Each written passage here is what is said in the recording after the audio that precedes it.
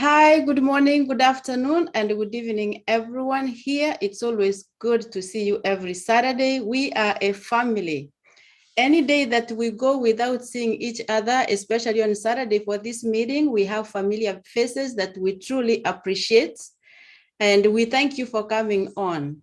And we are so happy that we belong to OnPassive. How beautiful it is to belong to a company run by a CEO who is driven by love, driven by progress, a CEO who cares for us. He allowed us to call ourselves founders. That name alone should make us know how much he upholds us high. Not many companies will allow you to use that name, a founder, that we can refer to ourselves as founders in OnPassive. And we are so happy that we have not only a CEO who cares about us, but leaders who care about us, who mentor us always, who are there for us. And then yesterday when he came to Friday Night Live, we saw his aspect, his desire of him wanting us to understand our business. And we are blessed to have the OTech Pros team who have been there, who move from one webinar to another, educating us, helping us to understand what's going on behind the scenes. And we can testify, many of us, that since they started speaking to us, we have come to understand the process that the system development goes, that we have even forgotten asking, when are we launching? And we are so happy that our CEO has created this company with the tech team that has viable products, a company that is set to leave a legacy, that we are in there, we are the first generation of OnPassive. And after our time from this world goes, we're gonna leave a legacy to our children. So OnPassive is a business of a legacy. And if you want to learn more about OnPassive itself, you can go to onpassive.com. OnPassive is the company. But we encourage any guest who is here today, who is going to attend to this meeting, after we finish, go back, get back to the person who shared with you this link or who invited you to attend here today, so that they can help you understand more. And if you choose to be one of us, you are welcome. As our CEO said, the doors to founders are closing on the 22nd of this month. After that, there will never be a founder position again. And he said he's not doing this, giving us these 2 weeks to get more people in, but he is allowing us who have already seen the vision to finalize ourselves, make sure if we have anything pending, if we don't have access to our back office for some reason, because we forget passwords. He doesn't want to take us by surprise. That's why he has given us this chance for us to do that. So we thank you so much. Our OTech Pros today, we have Brother Collins, we have Brother Andy Parks in the house. We have Lynn, my co-host, in the house. We have our brother Madi Degamo, who is live streaming our meeting. Brother Vincent Ete has a family commitment, is OTech Pro. Brother Oliver and Brother Bob were in OTech Pro's meeting, but they have commitments. So we appreciate them. And Lynn, I give back the ball to you so that you can introduce our speakers of the day. Thank you very much. Thank you, lovely Gladys. We appreciate you very much. Today, we have the honor of two big, prominent people in this business. First of all, we have Collins Mana, and second of all, we have Andy Burks.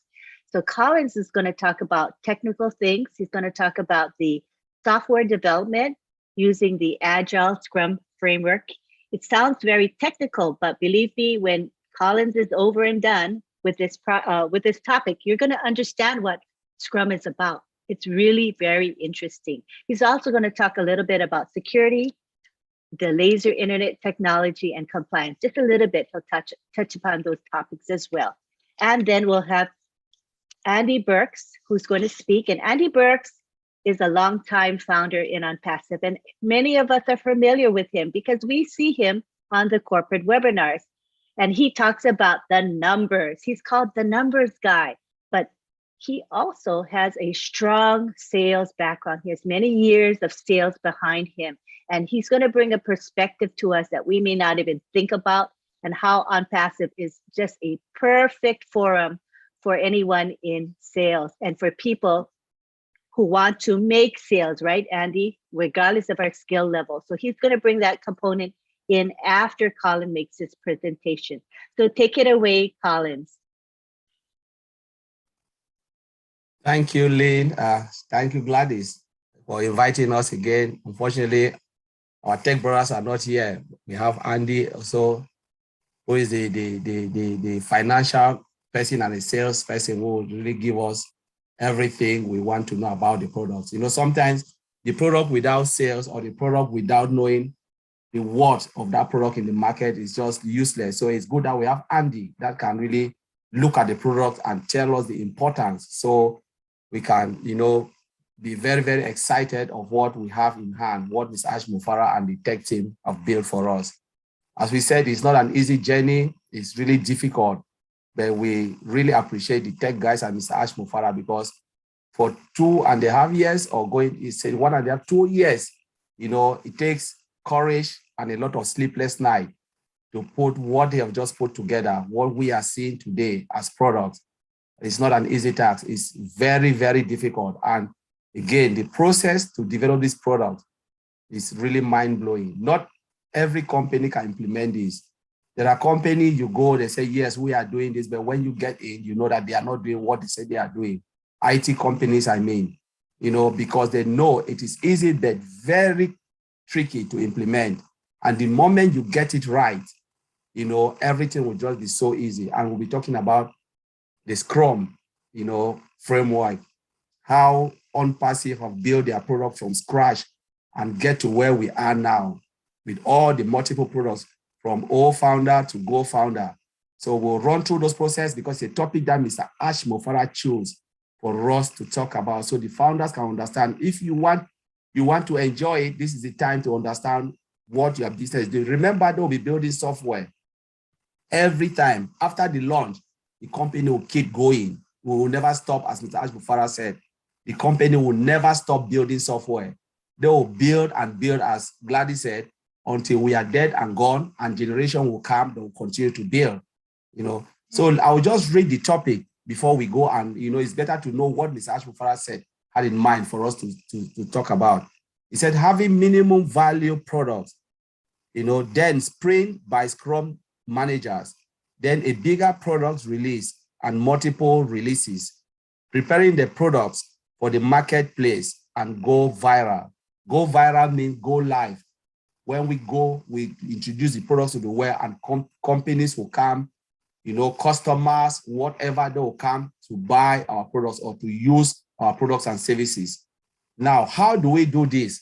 It's not an easy thing. It's something that you need to go through the process to develop this software, which they are using, because Mr. Ash Mufara assured this. We know every time we attend webinars, he always talk about sprint, the next sprint. I know all the founders have heard this from day one. When you join OnPassive, Mr. Ash Mufara is talking about sprint. Oh, tomorrow I have to go because they have to demo a product for me. All this terminology is within the framework of Scrum. So we cannot talk about sprint without, you know, introducing or making the founders understand what is Scrum. Because if we say sprint, you'll never understand until we explain Scrum and we explain Agile, because Agile, Scrum is a subset of Agile. So Agile is like the parent, then you have Scrum underneath, and then within Scrum, you have Sprint. So we will explain that. I'll share my screen and we will talk about that. So let me share my screen, because diagrammatically, you can really see the visual stuff. So that's my screen. Now I'll just go up, sorry. It's come from the last webinar. So we're talking about Agile Scrum framework. So what is Agile? You know, it's a process of develop software, right? So Agile entails the development of software. So within Agile, you can develop a software, a workable software that you can introduce to the market. You know, it's a fast-paced environment. So you develop a workable software that you can introduce to the customer that is agile. Now, what is Scrum? Within agile, you have different framework, but on passive, most companies would like to go use Scrum. Some companies use the other framework, like in agile, you have rapid programming, extreme programming, sorry. You have spiral programming, and you have Scrum. Scrum is one of the most, popular. Most companies like it, but it is so difficult to implement. Some will go spiral because they know, all right, let me use that. But Scrum, it is really easy to understand, but difficult to implement. That's the way they look at it. So what is Scrum? Scrum is a framework within which people can address complex, they talk about complex adaptive problem, while productively and creatively delivering products of the highest possible value. So once you use this, you must ensure that the products that you want to deliver must be of the highest value. If you cannot do that, then forget about Scrum. It's an environment which there is no laziness. We always say it's not for lazy people. There is no hiding place, because you can easily be exposed if you are not doing your job using this methodology, this framework. You can easily be exposed. And I know a lot of people, because I have worked in this particular environment for more than 10 years. In my company, we use Agile and Waterfall. We use Scrum methodology and Waterfall. You cannot hide, because there is no way. And when you are used to this problem, you cannot work in a slow pace. There are environments you go, it's like you are sleeping. But I love it because it's something that is really cool, because it keeps you on your toe. Now, let's look at it and we'll see why Mr. Ashmofara chose this. Why we are saying this, because Mr. Ashmofara wants us to understand how all our products, being from old founders, Go founders, old mail, all of those products were built from scratch, from inception, from an idea of Mr. Ashmofara. So let's look at it. This is a really way of the representation of Scrum. So if we look at Scrum, and I want to say, Scrum comes from the definition of rugby, that you are working in a chaotic environment, but with an eye on the goal, what you want to achieve. So though it is chaos, but there is one thing in your head. What do I want to achieve? Though it is chaotic, what do I really want to achieve from this chaotic environment? That is Scrum. In Scrum, there is no title. Though we can have our personal expertise, but there is no title like managers, directors, or all of those. No, everybody is a team. We work in a team, we succeed as a team, and we fail as a team. That's it. There is no blame game. But one of the things in Scrum, you can easily be exposed if you are not doing your job, because everybody can see that you are not moving.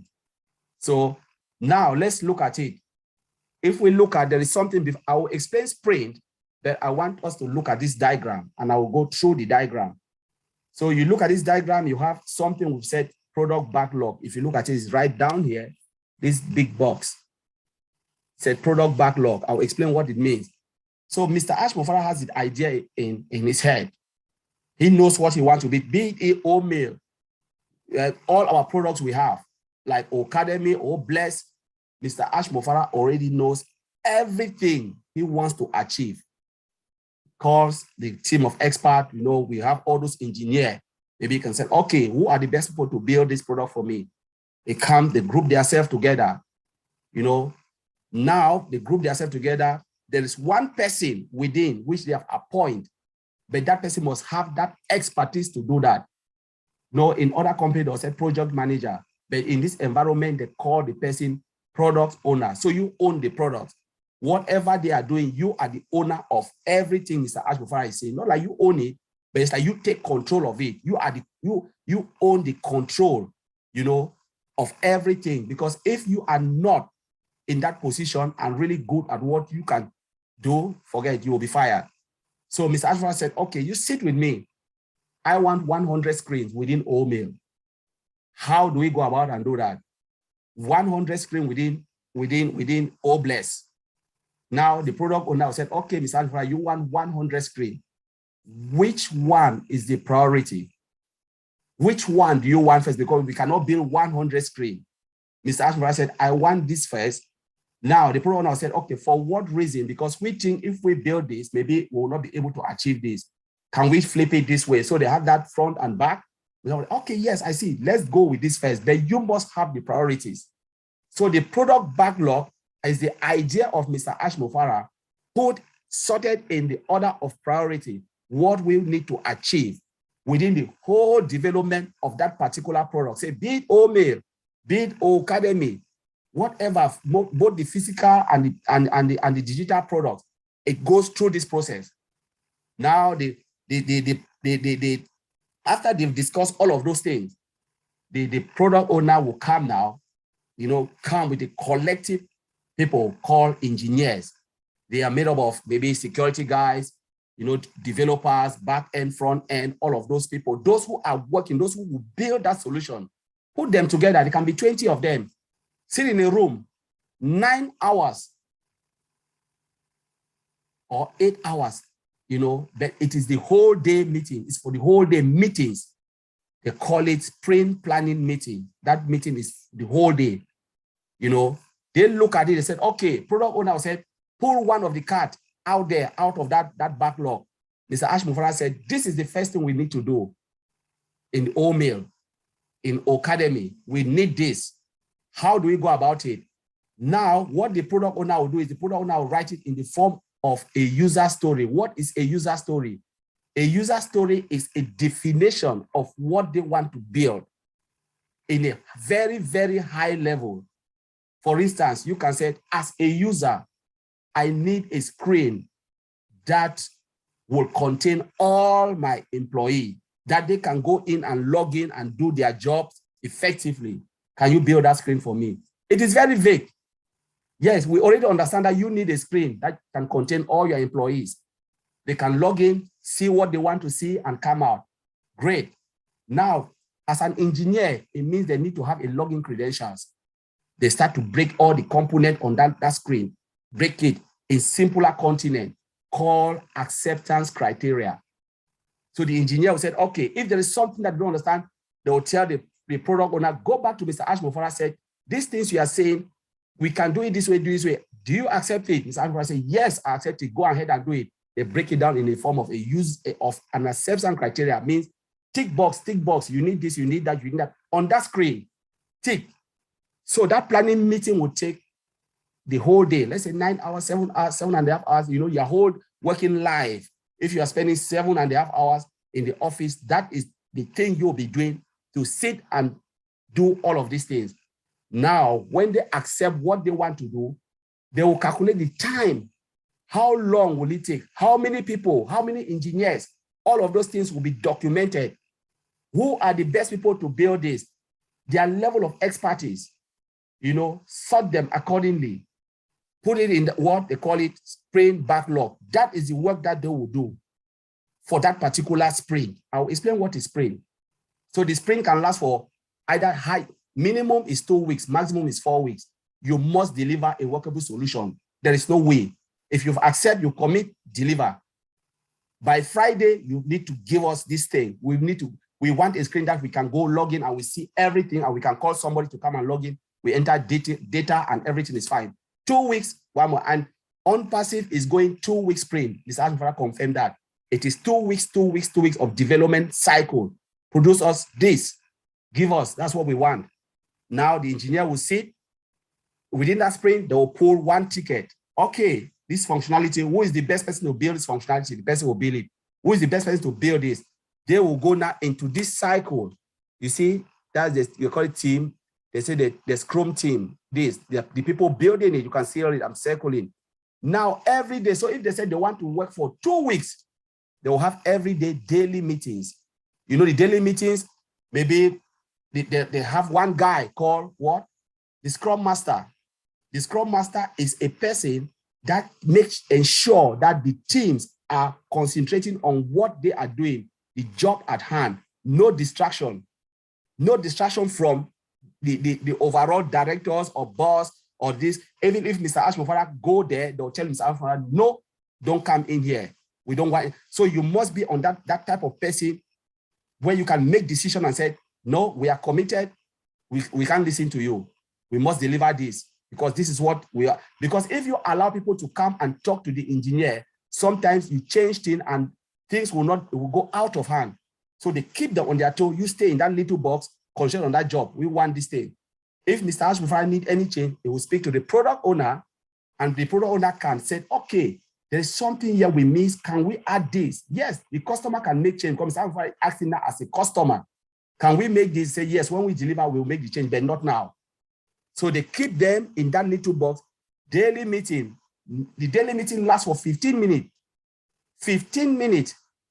Daily Scrum meeting is 15 minutes. You have the engineer, everybody has a chance to speak for 2 minutes. Like for instance, Lynn can say, Collins, what have you done today? Not like Lynn is looking at me, everybody speaks, you speak for yourself. So we can say, who go first? Lynn said, I'm going first, I will go first. Lynn, what did you do yesterday? Lynn said, I did this, did that. What are you going to do today? I'm doing this, doing this. I've pulled it up. Okay, do you have any issues? Lynn said, no, I don't have any issues. Oh, do you need help? Then Collins go second, Andy go third. We say everything. That is called transparency in Scrum. We are all transparent. We know what everybody is doing. It's called transparency. Now, every day you have to go, you do the you look at the thing, everybody knows what everybody is doing, and then we can adapt, because in Scrum they have 3 pillars.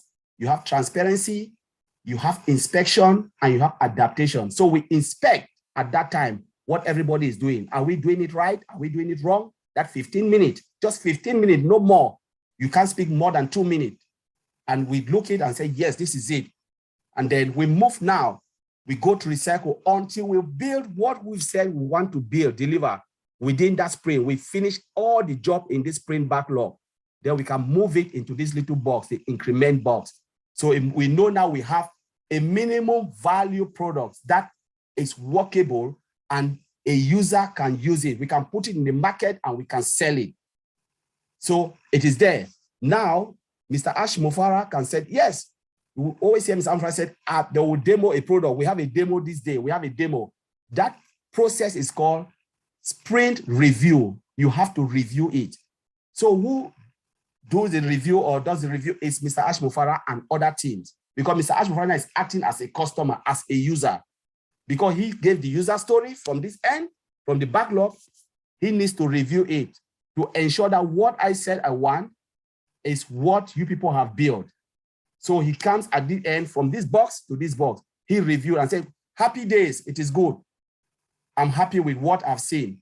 If he's not happy, there is room again to go back through this sprint and fix it within that week, that time frame.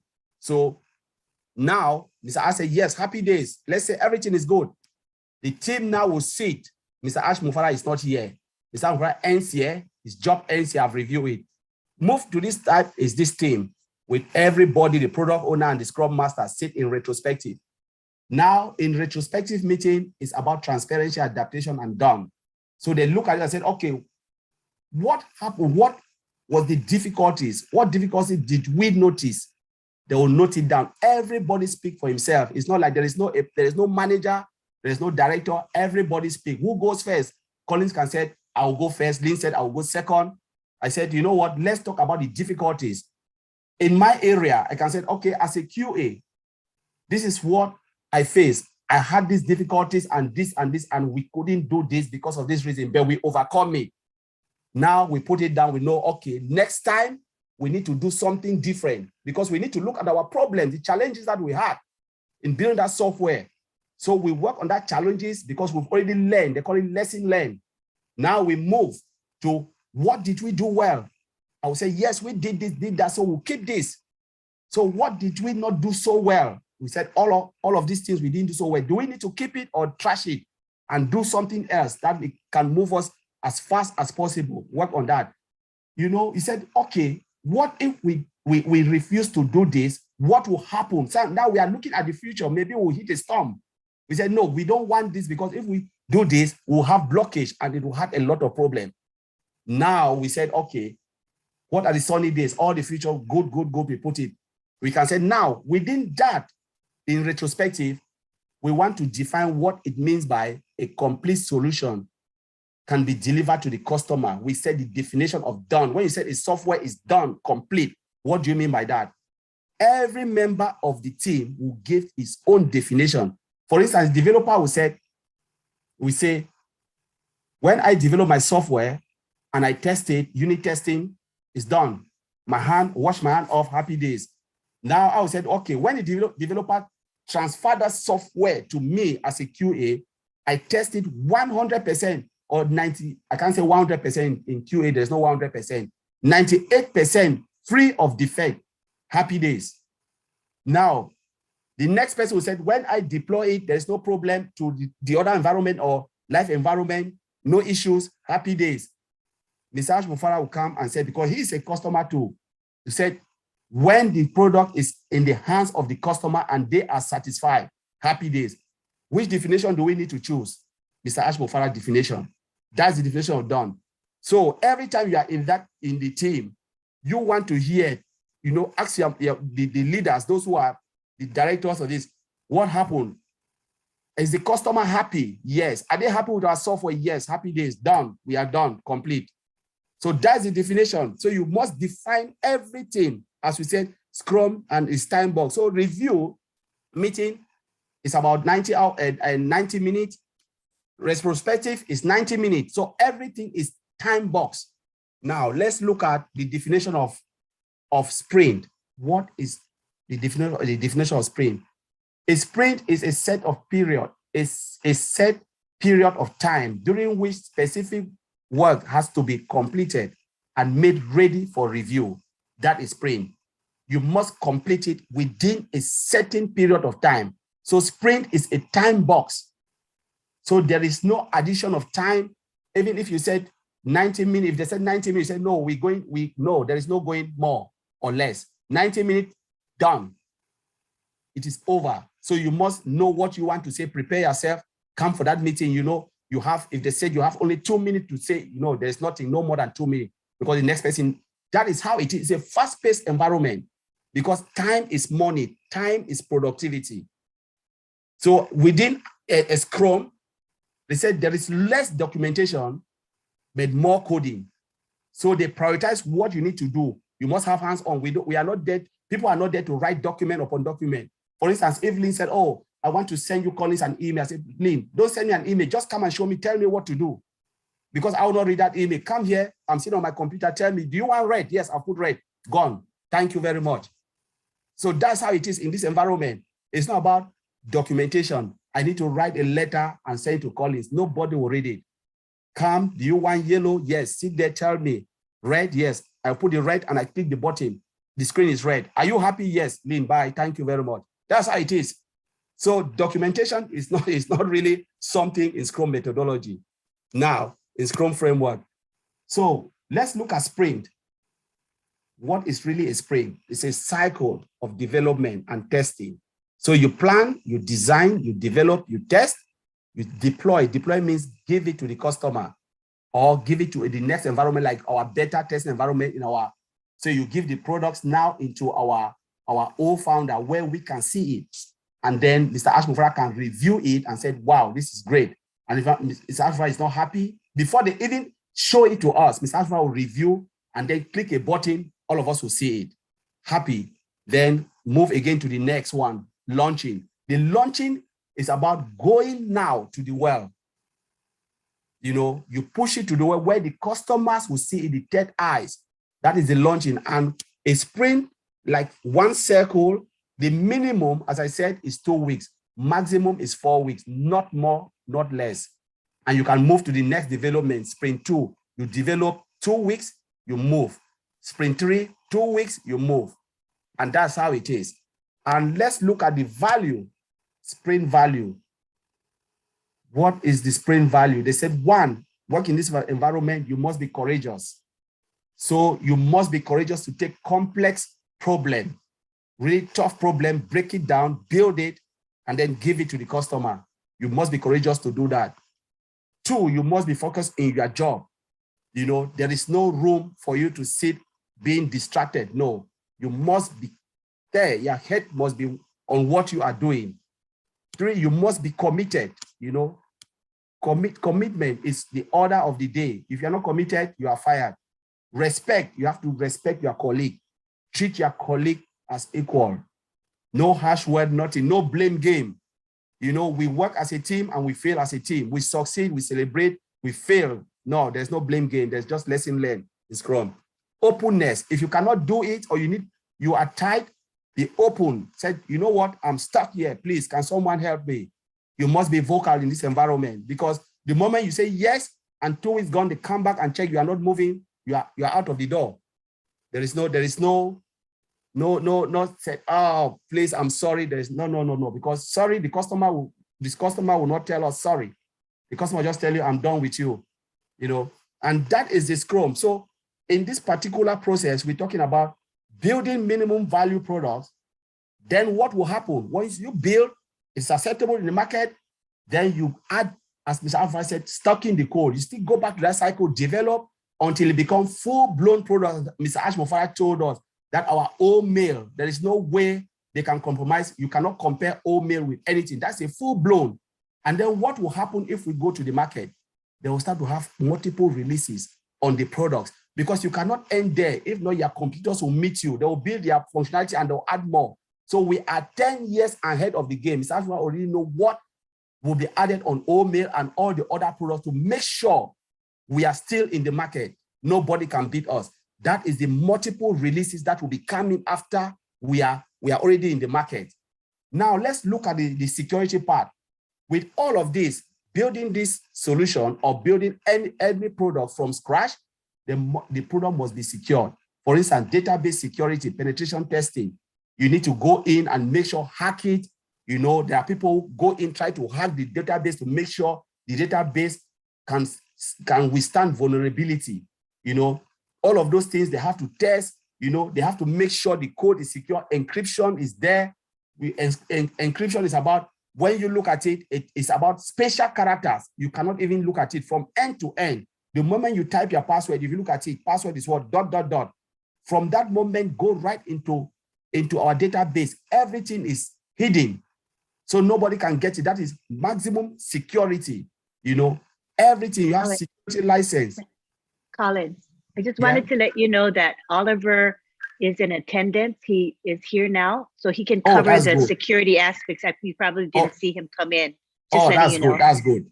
That's good. So Oliver can take that security. I was just hitting that part, but Oliver can take it because he's the security guy. He can take it. So, and Oliver can talk about the compliance as well. So, great to you, Oliver. Thank you. Thank you. Thank you, Collins. That was an excellent presentation. And, you know, when we look at the Scrum values, I just find it very interesting because, you know, personally, I think that the way OnPassive is and how Ashmofara is, those Scrum values fit Ashmofara himself as well as the company. The values of courage, focus, commitment, respect, and openness. I think those Scrum values apply to our company and our CEO. So I thought that was really fitting to say. Thank you very much. As you know, you talk about Scrum being a sort of a chaotic framework. However, I think we might want to call it a controlled chaos because, you know, chaos is expected within this framework. And it's one of the strengths of it, because with this chaos comes in an opportunity to address any issues or problems as they occur. So I think the Scrum framework is what I call controlled chaos, not chaos in a negative way. Would you agree, Collins? Okay, I just wanted to add on to that. Yeah. A positive kind of chaos. All right, yes. Okay. Thank you so much. Now we move on to Oliver Fonte, whose specialty is security, and he's also going to talk about compliance and laser internet technology. Take the floor, Oliver Fonte. Yeah, hi everybody, good day. And I want to say it's nice to be here.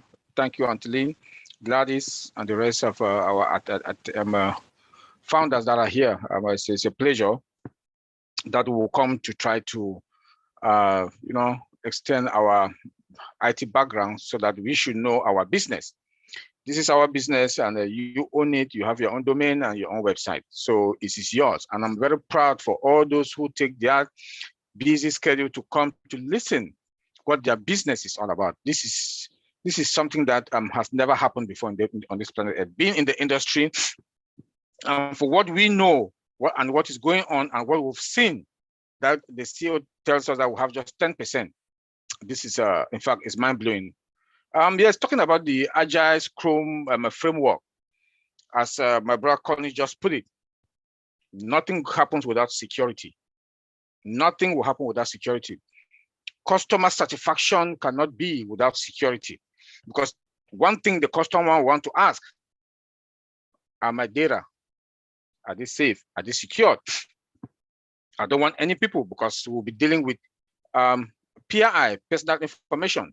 None of us want our bank information or our social security number to be out there. So that's the number one thing that any customer that comes to OnPassive want to ask, to find out where are the data going to be stored. Good enough, we have our own data center, which is hybrid now, and all the sophistication that we have there comes now to the Agile Scrum framework. We have what we call product backlog and sprint backlog. The product backlog and the sprint, that is where all what the developers, the database guys, the security, they work on. That is where they stored. That's where everything is stored, and it has to be secured. Because when the developers, they write their code, that is where it's stored. They retrieve it from there, work on it, it goes back there. The security guys, when we want to make sure that security is good, we make sure that where at rest is secured. The database guys also have to make sure that there in the backlog, and in the sprint backlog, they're all secured. So being in all this, and in that development life cycle, security starts from the first phase, because you can't run everything and go to the last phase that you want to go and build in your security. Then it's going to be a disaster. It starts from the first phase. Phase one, the security is embedded into it. When the developers are writing their code, they are also writing code for security that is also be part of it, and they will test it. That's on that sprint. They'll test it there before they move. When the owner of that project give that the big pass, let me start. Ash is the one who is the owner. Give that tick that, okay, I'm satisfied with this phase. Then now they move it to the second phase. That second phase also, they'll also be whatever they are doing from the database to the developer with the security, right up to the end, the last phase that now has to go, that they have to roll it out. They cannot roll it out without doing another thorough testing. In a non-production environment, that is a replicate. I keep saying this all the time, that is a replicate to the production environment, because the production environment now that says that from that production environment, it is going live for consumption. And they have to make sure, since they started the security from that first phase to that last phase, and that last phase now that they're doing the final security check, and all the checks, they have to check them to make sure that security, database, the code, everything is in place. That is a replicate of that production environment that from there is going live. They have to do that, those check. And when they do those checks, there's something that they call penetration testing. What is penetration testing? Penetration testing is when they hack the system. We have our own in-house hackers engineers. They will hack the system, secure it, hack it, secure it, hack it, secure it. When it's okay, and that is an annual pen test, and it's being done manually. We do have two penetration tests. We have the automated and the annual one. That annual one is a one-time thing a year. Then the automated one now is the one that it might be 2 weeks, it might be 1 month, it might be 3 months, it might be 2 months. It depends now on that company, how they want to go about it. So once that is checked, everything is checked before it comes now to the alpha testing. From the alpha testing now comes to now to the beta testing, that what we are doing, it has gone through all those checks. all those checks, including security checks. Security should be the main and the main thing. The main and the main thing, because we, as a security guy, there's something we call due diligence. Before one want to work with any other third party, we have to do our due diligence to make sure that their security posture is intact, because we don't trust. You never trust. There's something in security we talk is trust but verify. You do not trust any vendor, any company that wants to host your data. You don't. You trust but you verify. So we have to do that due diligence. Show me how you are going to store my data. Where? AWS, OnPassive. We need to see the documents. We need to test that environment to make sure that there's no vulnerability where our data is to be stored at rest. Those are the questions that vendors will be asking OnPassive also, that they want to store their data with us. They have to perform a due diligence on our side. They have to come, they'll come to our site and perform. There might be virtual testing. There might be virtual due diligence, security checks to make sure that our system are secured. They will do it. So we have to make sure that we fortify, of which we are above level. OnPassive, for what we know, what the CEO has been telling us, and what we were picturing also, we are at the top of the game. We are at the top of the game. Coming now to the Scrum, Agile Scrum methodology, that 8 days that they are doing the final checks, the security also should be there, you know, and they should make sure, and in our environment, they have to make sure that there is no vulnerability. You can't give 100% that there should be no vulnerability, but at least to some certain level, because in security also, we don't give 100%. Never, never. I don't care how you say your system is, we never give 100%. And it should be 98, 97, 80, 50, because you cannot eliminate all threats. You cannot eliminate all threats. That's why there's something we call residual risk in security. Residual risk is that you've checked the system. There are some risks that we cannot eliminate, but we can deal with it. That's what we call residual risk. We can deal with them, but we cannot eliminate them. But we know that they are there. Those are the risks that we have to know about. So before now, we come to the other one, that products to go to the market, to the marketplace and viral. Those are the checks that we have to our guys. They'll come again, our data center, which is hybrid, on-prem and cloud, which is hybrid. So from the prem now it goes to the cloud, is hybrid, and before now it hit anything that comes also from the internet space. We do not trust anything. I don't care if you tell me my website is this and or not. I don't trust. In security, we don't trust anything. We don't trust. I don't care if you are the biggest company or what. We don't care. We have to do that security check. And our firewalls are there also in the multiple location. Before you even hit us, we got you. Because of what? Artificial intelligence.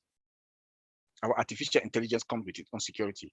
Our internet protocol, IPv6, comes with it on security. Like I always make to talk about omail.ai, that it has no spams folder. It's because of that. So the security that surrounds our data center and in all our system is sophisticated, superior. You can't get us. As much as we say you can't get us, but we also have that residual income. I'm sorry, residual risk. I'm sorry, residual risk that is there, that we know that they are there, but we cannot eliminate it. But it's not harmful. It is not harmful, but we have to put eye on it, monitor it all the time. You know, so like what the CEO told us about laser, that is on top of our fiber optic cables that is connected. I don't think companies do connect fiber, all their cables are fiber optic. I doubt it. I doubt it. I doubt it. Being in the industry, I doubt it. They might do that now. Even like those of us that we are in the United States, the only company that I know that they connect fiber optics is Verizon. That connect fiber optic right to your house. That's why it's Verizon is expensive. Then now we have fiber optics directly to our servers. Directly to our servers that are sophisticated, superior also. Then on top of it, our CEO told us the other day we have laser on top of it. That laser goes and monitor and ping when everything is okay. Bam, fiber optic comes with that speed, and laser also comes with the speed. If you're in the worst remote area, the laser is there. You have access to the internet. It's more powerful than the satellite and mobiles. You know, so the laser thing, I don't really want us to go deep into it because maybe we'll come, the OTEC, we will come and really break it down again another day. So let me just give that surface level about it. Then let me touch a little bit about the security. That I have 4 points I would like to mention also. That is the event prediction, prediction. That it predicts future attacks. AI, what we call AI, that other companies, everything in OnPassive is AI. You know, it predicts future and current attacks. By the time fiber optic blocks it, they want to like come with our own technology, you will not penetrate our data center. They also have automated detection and action. The automated detection action, it identifies all threats and it automates them and, you know, bounce them back that they will not get into our system. And if there's anything, it automatically block or block the server or the system that it will not be able to. Then our guys are now coming to do their investigation. We also have real-time monitoring and alert. The real-time monitoring now, it monitors everybody in-house and outside. You know, the worst people are in-house. Tech guys. The most dangerous people are those that are in-house. Some might be ignorant. Some might, maybe they say, okay, you have 2 more weeks to leave. I'm sorry about that. Maybe you have 2 weeks to leave that company. And they fire you. They fire you. And you have access. You have a lot of access. You can cause damage. So with the AI will automatically start monitoring that person. They might also take some privileges from you so that you will not have access to some certain critical data. Then the other ones that you have access to for that 2 weeks to have the AI will start monitoring you. You want to cause any damage, they just block you immediately and they cannot tell you that you should leave. So you have other ones that is phishing. You might not know. Like one other company that I worked there was one lady in the finance department. They sent her phishing emails. She went and clicked that emails. And the whole company was taking ransom. The whole company was taking ransom. That's why I keep telling people now that we are going into this phase that the molars, money will be involved. You have the bad guys that will be targeting us. Do not click when they send, you see any email that you doubt it, even if it's from your mother, your father, your who. Do not click on any link. Take your mouse on that link. Take your mouse, just go to that link. If you see the numbers, know that it's wrong. It's a phishing one. But if you see the content, if you put your mouse on that link, you look at that content. The content look like something that, you know, don't click. If it's your mom, your dad, your brother, your sister, call. Did you send me any email with the link? If they say no, just delete. Delete. Because when you click on that email, they've taken you ransom and they might take some of us. Or anybody on your network, on your contacts, is also ransom. So we should be very careful. We should be very careful on that. Another one is the robust data controls. The robust data control also do filter all bad guys that are coming in, monitor them also, and block them in case of anything, data breach. That's another big one, data breach. They can come through or one of us and they'll get us. So that's the robust data control that we have, that also that AI comes with. So you can see how sophisticated our system is when it comes to security. The CEO has invested money because security is not that easy. It's not that easy. So I will leave it there, and Antiline, take it from there. Thank you. Thank you very much, Oliver. That was a great overview of security and compliance. And the laser technology. Thank you very much. I know it is a those topics are broad and extensive, but given our time constraints here, we can just cover the surface, but enough to just know a little bit. Thank you very much. At this time, we would like to bring in Andy Burks. Andy Burks is a leader in OnPassive. He's a founder, very committed. You see him on webinars such as the corporate webinar for guests. He is the numbers guy. But did you know that he has a sales background, many, many years of sales experience, and he's going to bring in a perspective that we may have not thought about before. So you can take the floor now, Andy. Thank you. Thank you for inviting me on. This is good. I love this. I love the simplicity of this company and the magic that it's working. So let me give you a perspective that perhaps you may not have thought of.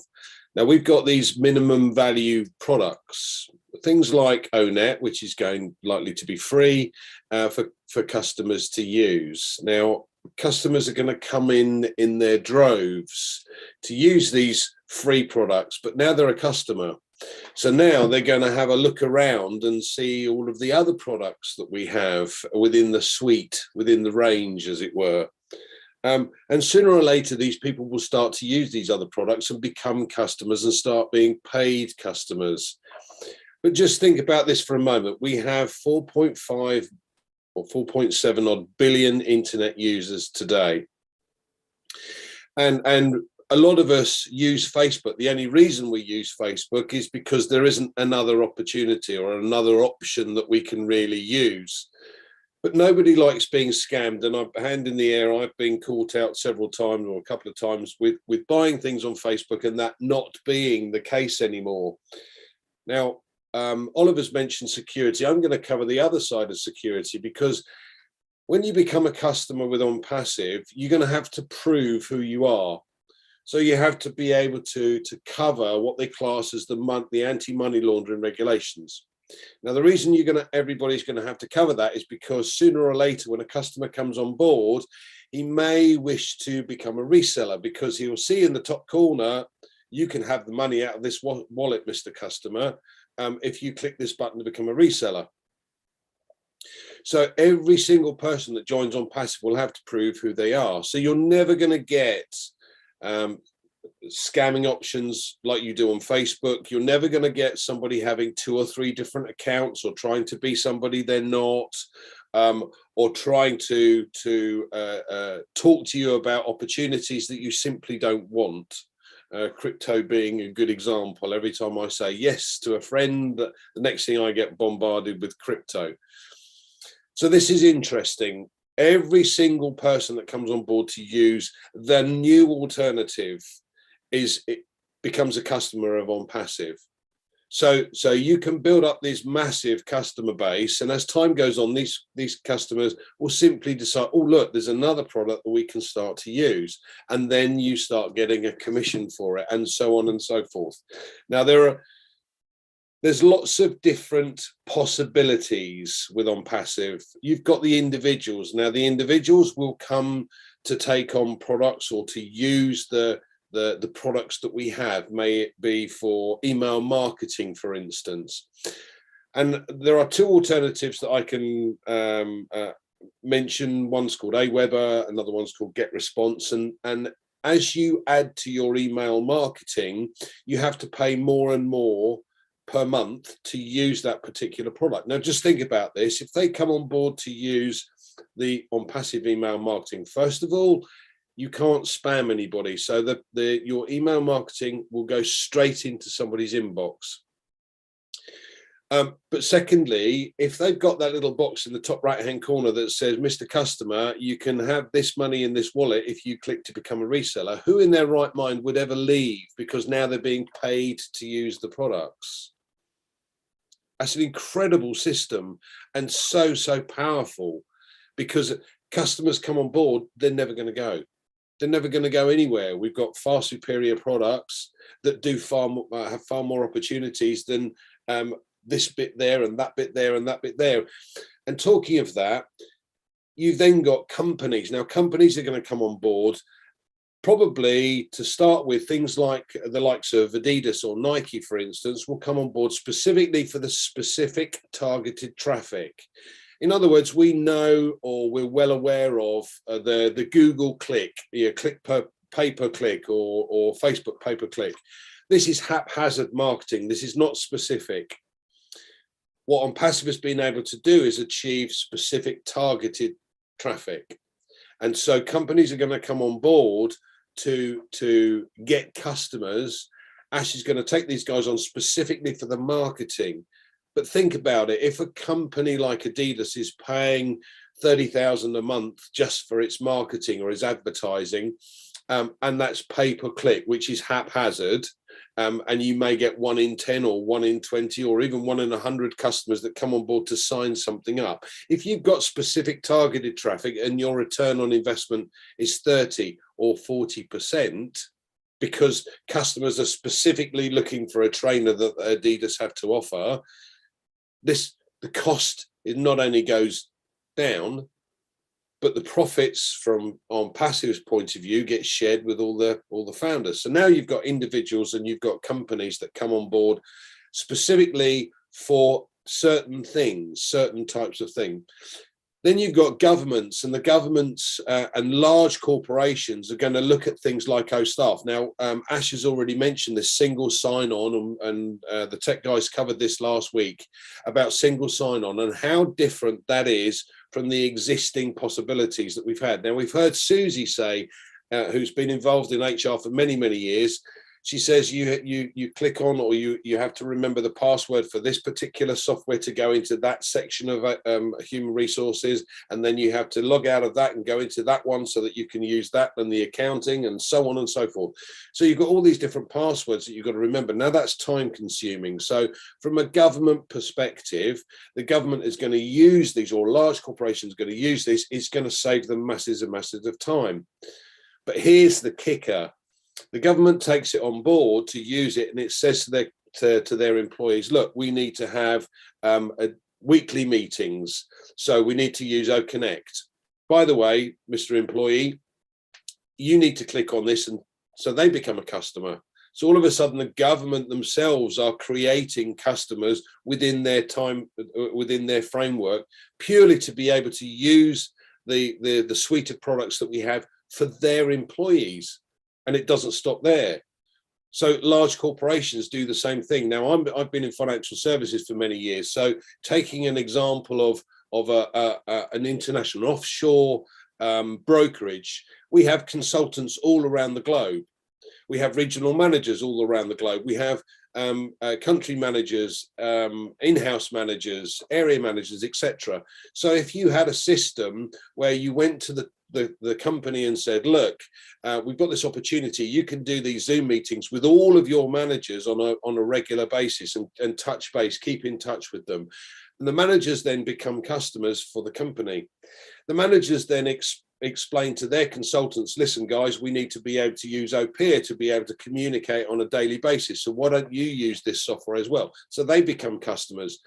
Now, in sales, particularly in financial services, if you see 10 people, 2 will always say yes, 2 will always say no, and it's the other 6 that you can potentially convert.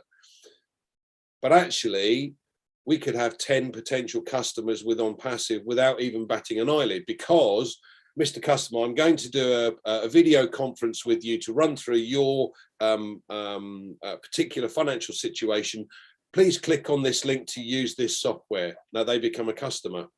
They may not now, but they're now keyed in or linked into that particular consultant. So if a company, for instance, certainly in financial services, has got 20,000 orphan clients or not being looked after clients, every single one of those could become a customer.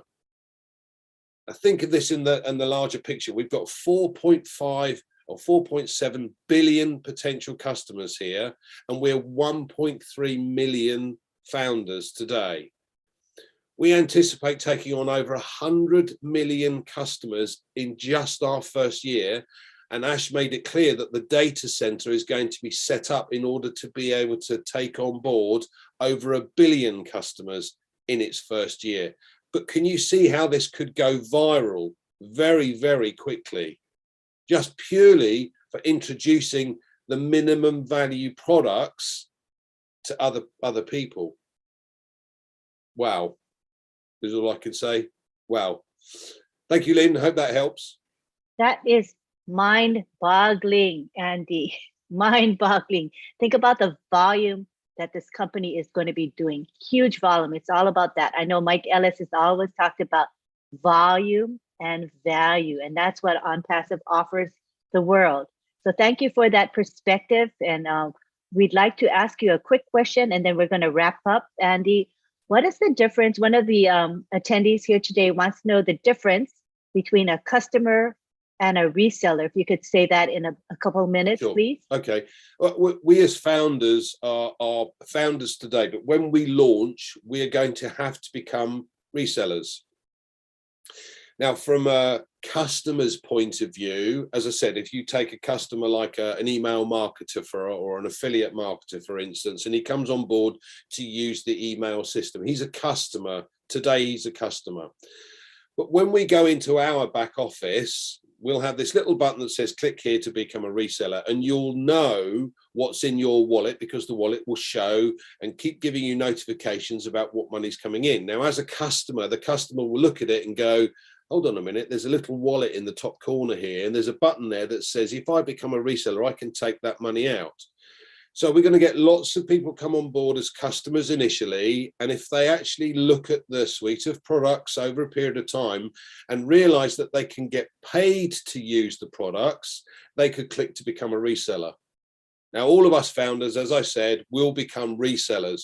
We're like cash registers, because we are now reselling the opportunity to others. And the more resellers we take on board, the more cash registered we've got within our customer base. So although we don't know the customers that are going to come on board, we will know the people that we introduce. And therefore, what we need to do is to encourage them to become resellers, for them to then get an advantage. So everybody here, when we launch, will become a reseller. End of story. We're not only a customer, but we'll also be a reseller. Yeah, does that make it clear, Lynn? Crystal clear. Thank you very much, Andy. Now we take it back to Gladys Nyaboro, our co-host, to wrap it up for us. Go ahead, Gladys. Thank you so much, Lynn. Thank you, Collins. Thank you, Oliver. Thank you, Andy. And thank you, Vincent and Bob in absentia. This is amazing. All the education that you give us for free. Oh my goodness. We are blessed to be not only founders, we will be customers, and we will be resellers. What a privilege. And whoever who comes in after 22nd of June will not have an opportunity to be a founder. That is priceless. Founders, guests who are here, welcome and listen to Andy. He's the man of numbers, and with this marketing background, tomorrow we have the Heroes team at 1:30. He will be on. Welcome every Sunday. And then we have OTech Pros on Saturdays, every Saturday at 11, and the links are always in the back office. Thank you very much. We are blessed that after all that we have had today, we don't have to worry about it. You know why? Because OnPassive will do everything for us. I know when Brother Andy mentioned that we will be resellers, probably someone said, oh my God, I'm going to sell again. Ash knew that many people have failed in life because they are not able to sell. They sign up for businesses, but because they have to recruit, bring in people, because they have to market, because they have to make cold calls to sell, and sometimes you make 10, 20 calls, you don't get anybody to buy. He knew people were failing. So he came up with a business that does everything for you on autopilot, AI embedded. And our AI is AI with ethics that adheres to ethics, that respects what is to be done. Our CEO plays by the rules. He told us clearly in one of the webinars that we have to be good citizens. So as we have known, OnPassive is already set with its security, with its monitoring measures. As a founder, I will not do anything bad because I know I will be caught by AI. So let's be the best that we can. Let's carry the vision of OnPassive, supporting one another and following the law and being good citizens. Imagine we are from 212 countries. It's us who can build our nations. We can contribute. We can do something good to humanity through Oh Bless. Let's pay those taxes. I think it's Robin who said, the first thing when we start getting our apples is finding that person who can manage your taxes, finding somebody who can talk to you about how to manage your money, and finding somebody who understands the law, and that's a lawyer. Very, very important. I know that one day at a time, but we will be there and we will do great. Thank you so much for all the attendees, the presenters. We love you so much. And Lynn, thank you for co-hosting with me always. I give the floor back to you. Thank you.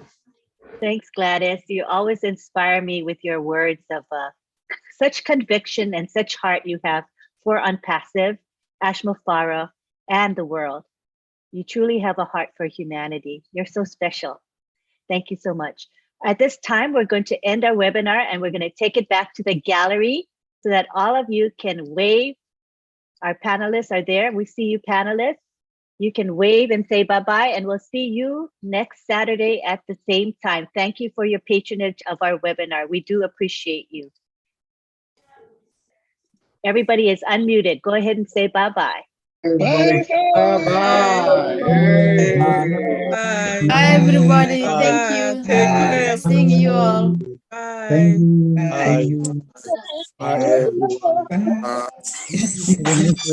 Bye. Good night. Good evening. Night. Bye. Good morning. Thank you. Robert Faraji, say hi to Kenya. We love them. Okay, thank you. We'll do that. Go, Kenya, go. Go, Kenya, go. Love you. Good night. Love you all. Good night. Kwaheri. Thank you. Bye-bye.